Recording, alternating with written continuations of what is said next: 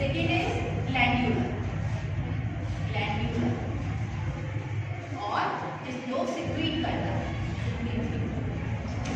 दो टाइप्स इसकी, ठीक है। तो फर्स्ट वाली है एमीबॉइड, इसका क्या करते हैं, एमीबॉइड टैपेटम। जैसे ही मियोसिस स्टार्ट होने वाली होती है इसमें, क्या समझिए पहले, जैसे ही मियोसिस स्टार्ट होने वाली होती है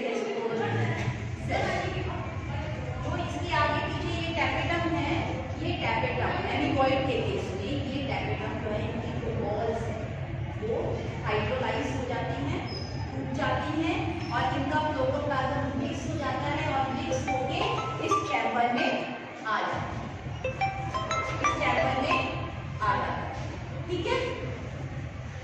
एक कॉमन मास बन गया सब पूरा प्रोटोप्लाज्म जो है, और जो डेवलपिंग पोलन ग्रेन्स है वो उसमें फ्लोट कर रहे हैं, ठीक है।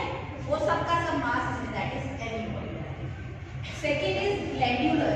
ग्लैंड्यूलर में जो टैपेटम है इट रिमेन्स इंटैक्ट, ये ऐसी ही रहती है, परमानेंट है ये। इसके जो सेल्स हैं उनमें पहले थिन वॉल होती है, आहिस्ता आहिस्ता जैसे जैसे डेवलपमेंट होता है इसकी जो वॉल्स है वो थिन वॉल हो जाती है, और साथ में इसमें से जो मटेरियल है वो पास होता है for the developing pollen grains, ठीक है, for the developing pollen grains. तो ये दोनों टाइप समझ में आ गई, एमीबॉइड और ग्लैंड्यूलर। इसके अलावा कहाँ से ये बना टैपेटम, इसके बेसिस पे भी दो टाइप हैं, इसको हम कहते हैं T type, B type and C type, T type and C type. P type मतलब वो टैपेटम जो डिराइव की गई पैराइटल सेल से, मैंने चार्ट बनाया था, पैराइटल सेल से जो टैपेटम बनी वो कौन सी है, ये वाली आउटर वाली जो पैराइटल सेल से बनी उसको हम कहते हैं P tapetum.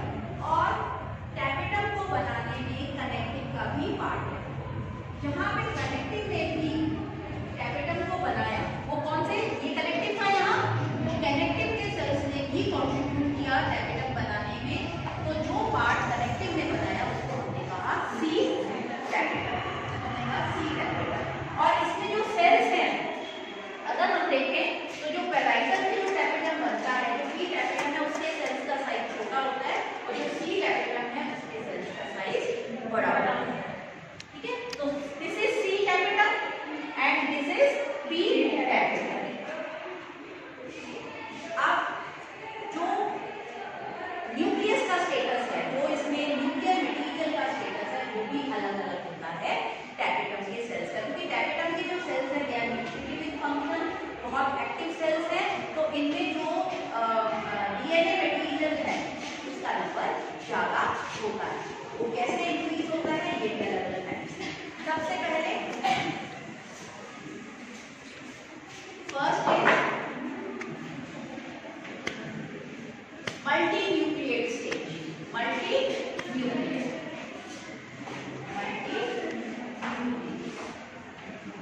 Multi nucleate stage में क्या होता है, जो टैपेटम है, जो टैपेटल के सेल्स हैं, इसमें ये टैपेटल के सेल्स हैं, ये सेल है, इस सेल में न्यूक्लियस है, इस न्यूक्लियस में डिवीजन होते हैं, डिवीजन होते हैं केवल कौन से डिवीजन, न्यूक्लियर डिवीजन, केवल न्यूक्लियर डिवीजन, कैरियोकाइनेसिस, साइटोकाइनेसिस नहीं होती, और बहुत से न्यूक्लियस एक ही साइटोप्लाज्म में होते हैं, ठीक है। This is multi nucleate stage.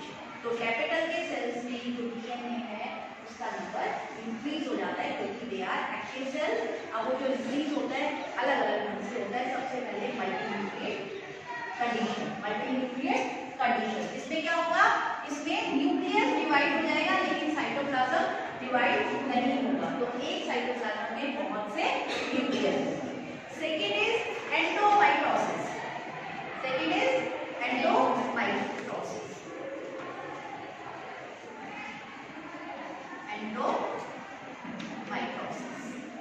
एंडोमाइटोसिस में क्या होगा, एंडोमाइटोसिस में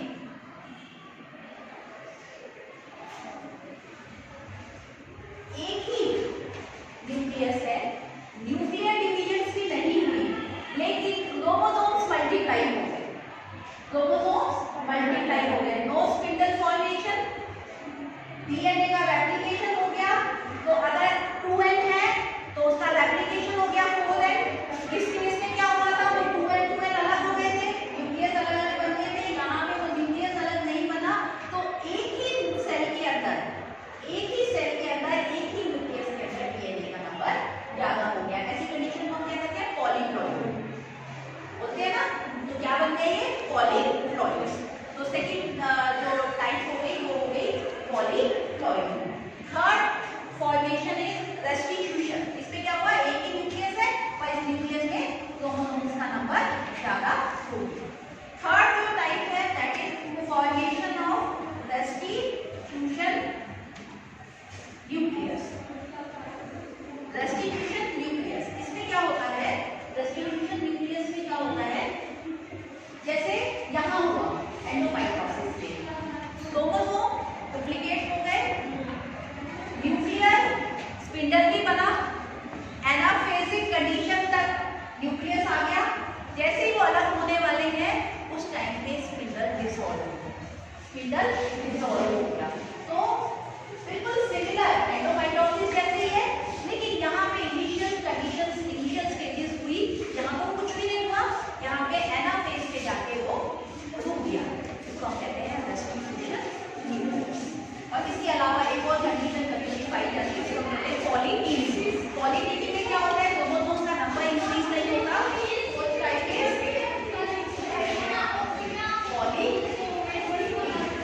इसमें क्या होता है, केवल क्रोमोनिमेटा इनका नंबर ज्यादा होता है, क्रोमोसोम्स का नंबर जो भी है और क्रोमोनिमेटा ठीक है। डायग्राम समझ में आया, अब फंक्शन या स्ट्रक्चर समझ में आ गया, टाइप समझ में आ गई।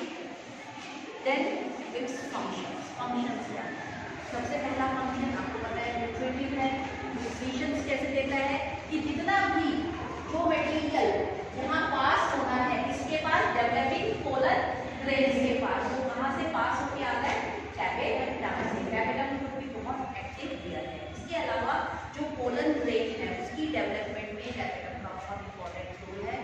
स्लो यूविश बॉडीज, नाम सुना है आपने, स्लो यूविश बॉडीज।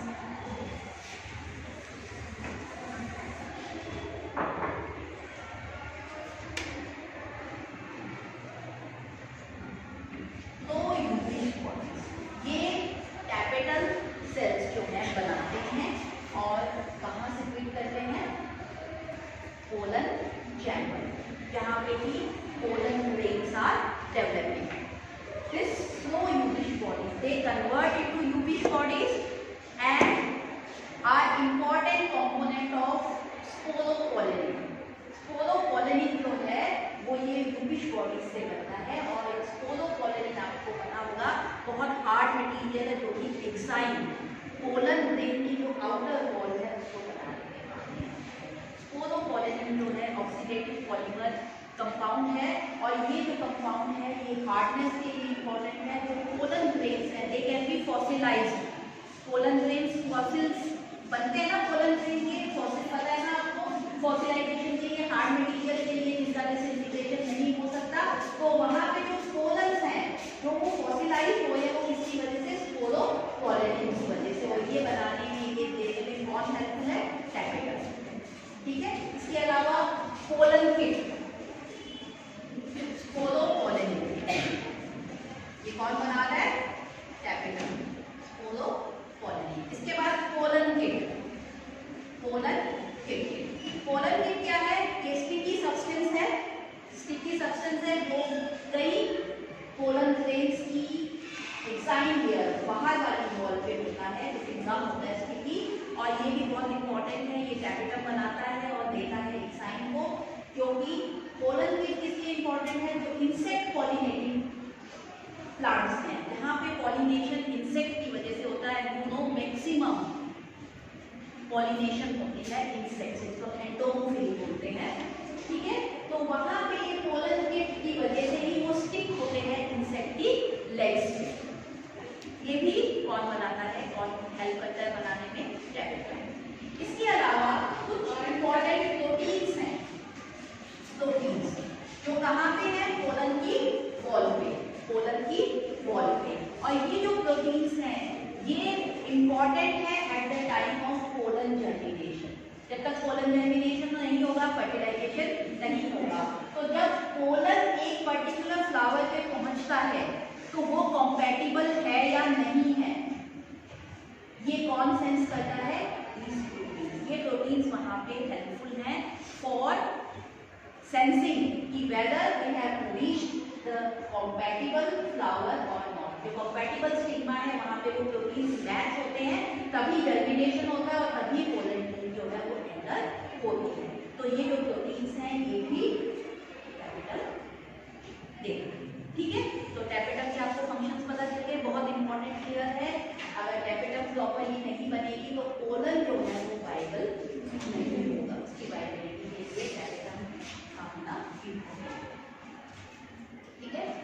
कभी कभी किसी किसी केस में ये भी है कि ये वॉल लेयर्स ही नहीं होती, वो एक्सेप्शनल केसेस हैं, तो ओसीनिया में होता है कि सिंपल जो हाइपोडर्मल सेल्स हैं वो ही सीधा डेवलप हो जाते हैं into sporogenous tissue, no wall layers. और कभी कभी ये भी होता है कि एक से ज़्यादा टैपेटल लेयर्स हैं, जो मिडल लेयर्स हैं, ये कभी कभी कुछ इनकी जो लेयर्स हैं उनमें थिकनिंग्स आ जाती हैं and they also develop, they also behave like endothelium और they help in like tapetum, ठीक है। जो मिडल लेयर्स हैं ये क्रश हो जाती हैं, टैपेटम भी रिमेनिंग नहीं रहता। जब डेहिसेंस होता है, जब पोलन बन गए उसके बाद जब इनका डेहिसेंस होना है तो ये जो एंडोथेलियम है इनका क्या है, ये थिकनिंग्स में डिफरेंशियल थिकनिंग है। इसके अलावा इनकी पोजीशन की वजह से, इनकी थिकनिंग्स की वजह से, हाइड्रोलिटिक एक्शन की वजह से क्या होता है कि वाटर लॉस होता है, यहाँ से पानी का लॉस होता है और उस वाटर लॉस की वजह से ये सेल्स जो है श्रिंक होते हैं। श्रिंक होने से ये यहाँ से खुल जाते हैं, ये यहाँ से खुल जाते हैं। जो लॉन्गिट्यूडनल स्लिट बनती है पोलन ग्रेन्स एंथर्स में अलग अलग टाइप की स्लिट बनती है, स्लिट मतलब ओपनिंग बनती है, तो जो लॉन्गिट्यूडनल ओपनिंग बनती है, लंबाई की ओपनिंग बनती है, वो इसकी वजह से होती है। यहाँ से ये खुल जाता है और जो दोनों चैम्बर्स हैं ये भी एक दूसरे से कनेक्ट हो जाते हैं, क्योंकि जो मिडल के जो सेल्स हैं ये सब के सब आपस में डिसइंटीग्रेट हो जाते हैं और वहाँ से जो पोलन मास है वो यहाँ से बाहर निकल आता है। तो उस टाइम पे केवल एंडोथेलियम है, एपिडर्मल लेयर्स है, मिडल लेयर्स जो है वो डिस्ट्रॉय हो जाती है और टैपेटम का भी काम हो गया, ठीक है। लेकिन कुछ केसेस हैं जहाँ पे वो नहीं, exceptional cases. So this was your, अभी कितना टाइम हुआ है? 40 10 मिनट्स का, क्योंकि मेल गैमेटोफाइट में छोटा सा पार्ट है वो मैं बताती हूँ क्योंकि नेक्स्ट टाइम के लिए मेल गैमेटोफाइट वाला पार्ट। अब इतना समझ में आया बच्चों? हाँ, अब इसके बाद अब हम आ जाएंगे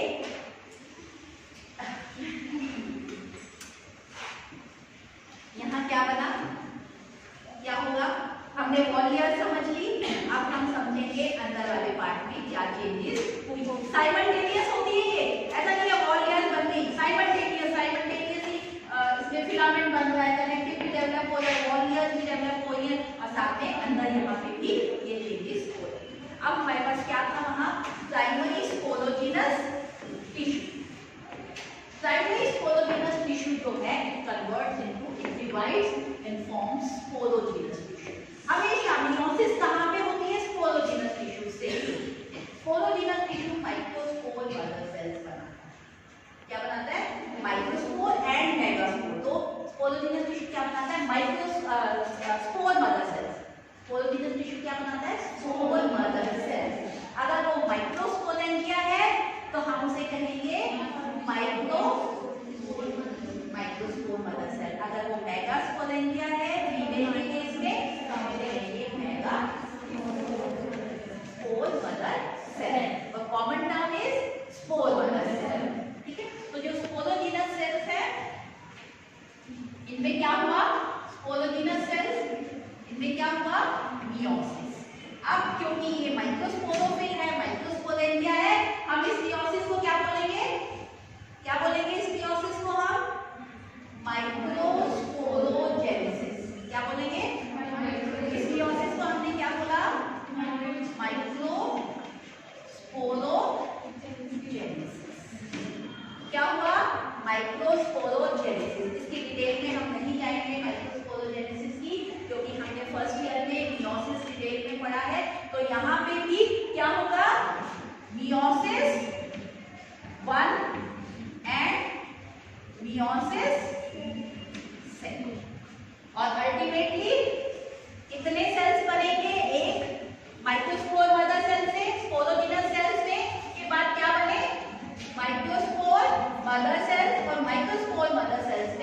मियोसिस हुई, यहाँ करेक्शन की है। स्पोरोजेनस सेल्स से बने माइक्रोस्पोर मदर सेल्स और उनमें मियोसिस हुई, जिसको हमने कहा माइक्रोस्पोरोजेनेसिस।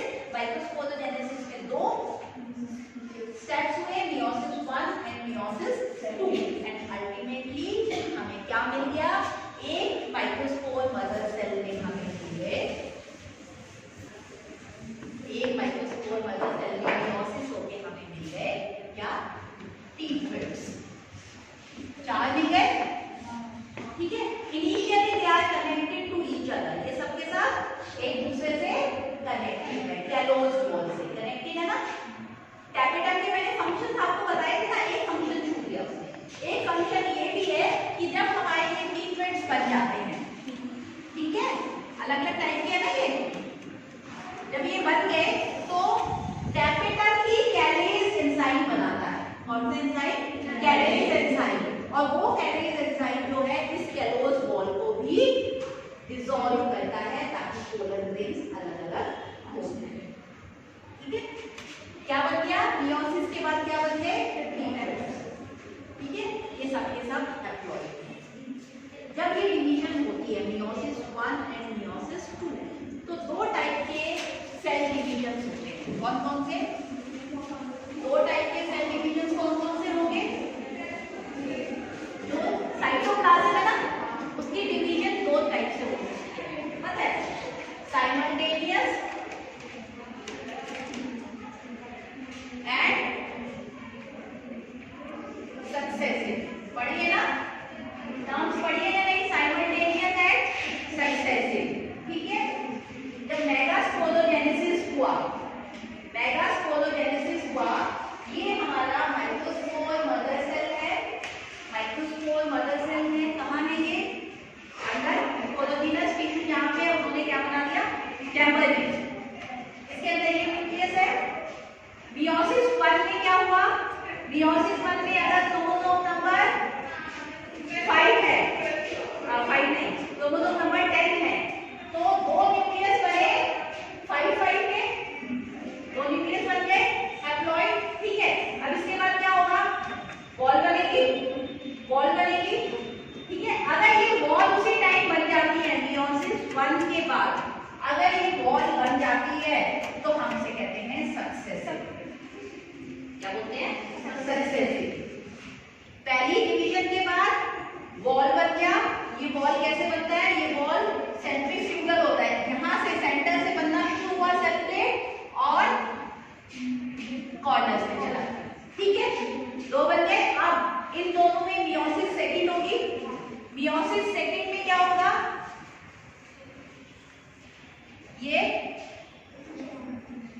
ये तो बॉल पहले बन चुकी, फिर ये इस बॉल के बाद ये और, ठीक है,